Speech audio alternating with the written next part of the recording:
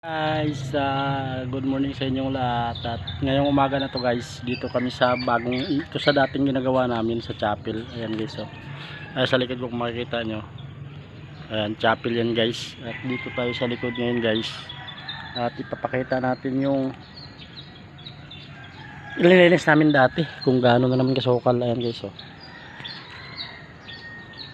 Ayan. Ayan. Ayan yung bahay na ginagawa namin guys. Ayan. Tara, punta tayo dito guys. At tingnan natin. Tingnan natin yung itsura guys. Ayan guys, oh. Ayan. Ito yung ilalim guys. At hindi pa ito tapos. 7 years na. At mga ninakaw yung mga linya ng kuryente guys. Ayun, oh.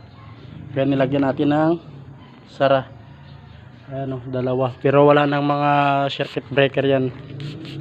Ayan guys, at yung mga tanim guys patay na yun, oh. Kasi itong bahay na to guys, mansion to, walang tao. So palipat-lipat lang kami dito at sa kabilang bahay nila kasi guys, ayun, wala yan silang mga anak. Ayan guys, oh. Oh, grabe na naman ang sukal.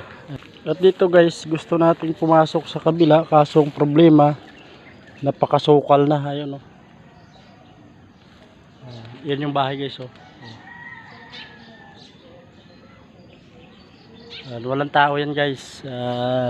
Dito sa bahay na to mga katami, ayan, meron tayong nararamdaman dito na yan guys, oh. Walang katao-tao yan guys, napakalaki yan guys. Ayan. Ayan, ang tagal ko dito gumagawa at solo. At meron tayong mga mga kahina-hinala na alaman nyo na yan kung ano yon. At ayan, lilipat tayo sa kabilang bakod. Titingnan natin guys. Ay, hirap na ibukas guys. Ay guys, so daming baging, oh.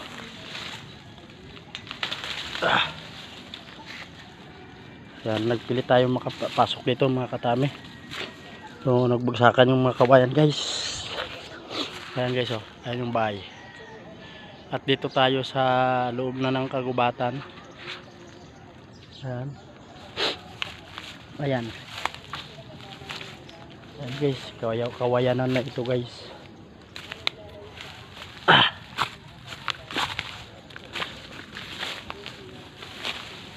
Ayan guys. Kung matatandaan nyo mga katami, nilinis na namin to bago kami lumipat ng Pasig. Mga 2 months. Ito na naman ang naging resulta. So dito na lang video natin mga katami. Thank you for watching.